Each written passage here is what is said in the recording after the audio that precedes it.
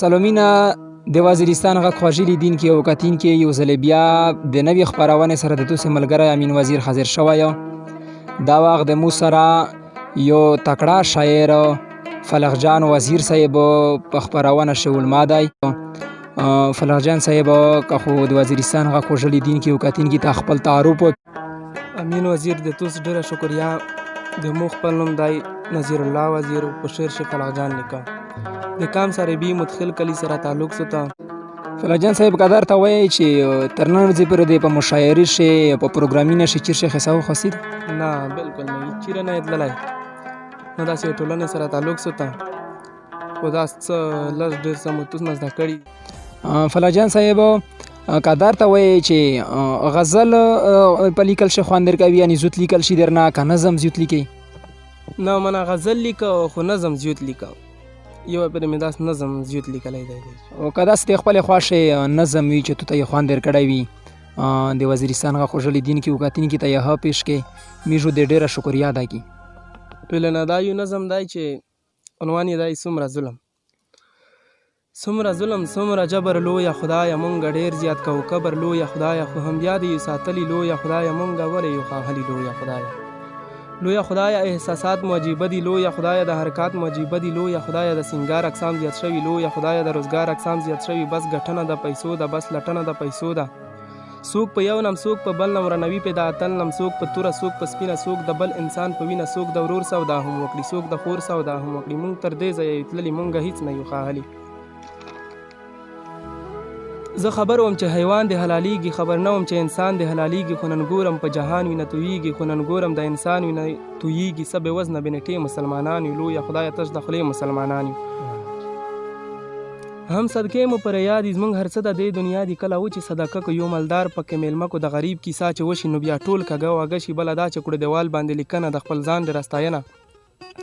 وای مطلب مولا اله د زموږ ایمان په کلمه د خو له زړه مو خدای خبر دی نه نشوې پکې شر دی دلته کېږي د ظالم سړي ستاینه هم یې ښه کوي ساتنه تبا کېږو په جمع کې د اسلام مونږ بل ورکړې نامه څه فساد د څه فتنې دي لویه خدایه څنګه شپې دي عجیبه شان زندګي د عجیبه شان ماکلات لویه خدایه بې انصافه مخلوقات ټول به نه وي دا منمه داسې لوبه کېږي کمه مونږ 80% برباد یو صرف 60% آباد یو کړم دعا چې هر انسان دې برباد نشي لویه خدایه فلق جان دې برباد نشي. ډېر زبردست خوږی لیدونکي او کتونکي د دغه نظم نه اوتو صفات لګېدلي وي چې د فلق جان عمر ته سړی وکسي او بیا د ده د ژور خیالات ته سړی وکسي بیا سړی حیران شي چې فلق جان صاحب خبرې ډېر کول نه خوړه ځکه چې اورېدونکي تنګېږي که داسې خپلې خوښه بل کلام درته ور ووایي. جی دا یو غزل دی د ګل نما در باندې ږدمه خو ستا څنګه خوښه د ګل نما در باندې ږدمه خو ستا څنګه خوښه دا انتخاب دی نو بس ته یې که لونګه خوښه ډېر ښه زما او ستا ترمنځ لویې فاصلې لټوي زما او ستا ترمنځ لویې فاصلې لټوي د رقیب هره خوښه دغسې بدرنګه خوښه خلک د حسن هم بلها بلها رنګونه ښایي خلک د حسن هم بلها بلها رنګونه ښایي زما خو یو ځلې قسم دی غنم رنګه خوښه تکه په شمه باندې ځان وژنې بې ځایه وژنې تکه په شمه باندې ځان وژنې بې ځایه وژنې شمه اظهار نه کوي ستا ولې پتنګه خوښه زه همت نه لرمه بس د فولادي سینه کې زه همت نه لرمه بس د فولادي سینه کې چرته کې بله یوه لاره که اوس جنګه خوښه هغه زمانه شوه د بل شوله زه ښه پوهېږم هغه زمانه شوه د بل شوله زه ښه پوهېږم نو اخیر ولې بیا زما هغه بې ننګه خوښه د زندګۍ خو ګرانه ژوند او خوند له تا سره دی د زندګۍ خو ګرانه ژوند او خوند له تا سره دی ستا زندګي خو فلق جان کړله ملنګه خوښه د ګل نما در باندې ږدمه خو ستا څنګه خوښه دا انتخاب دی نو بس ته یې که لونګه خوښه. ډېر ښه فلق جان صاحب که داسې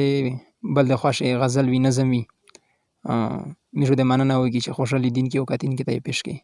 دا یو نظم دی د نظم عنوان دی تر څو پورې بس وځي تر څو پورې بس وځي زما کلی زما ښاره تر څو به مونږ اورو د ټوپکو شړنګهاره تر څو به دا کیسې وي ترهګرو د عداره تر څو به مونږ وکړو سولې امن انتظاره تر څو به وي د بل په لاس پښتون وطن اختیاره د امن خوښونکی یم د شر خو بیخي نه یم زه داسې کتل کېږم د منظر خو بیخي نه یم او نه کنه زه دومره زورور خو بیخي نه یم دروغ وایي قسم دی ترهګر خو بیخي نه یم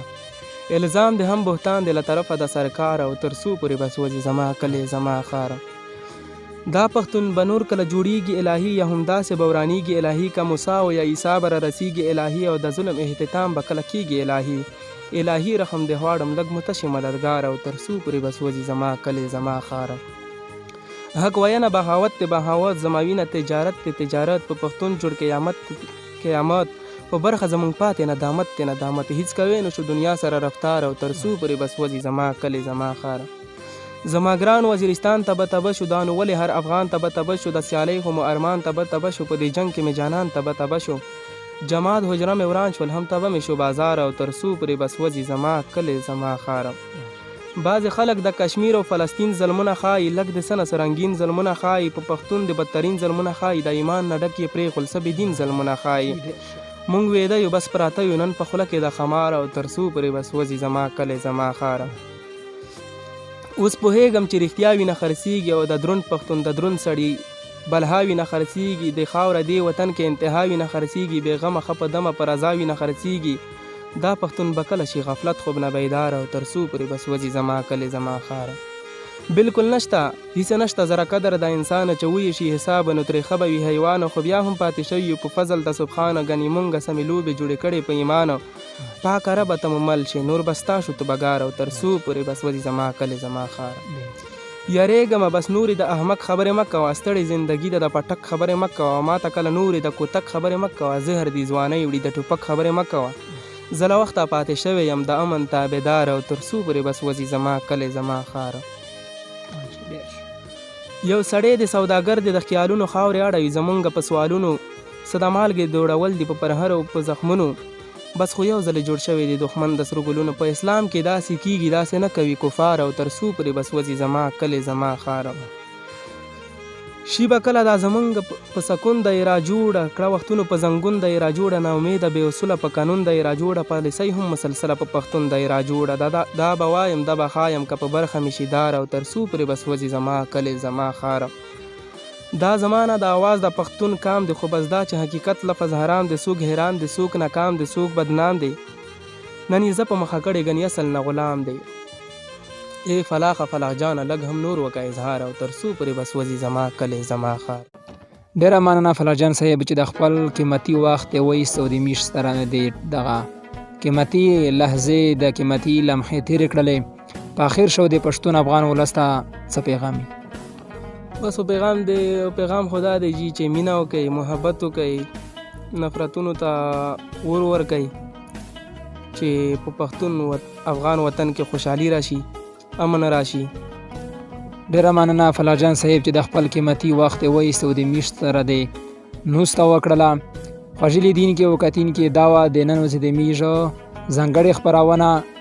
چې بله خپرونه ورته سروري تر هغه وخته پورې خپل کوربه خپل ملګري امین وزیر ته ورکړئ اجازات د خدای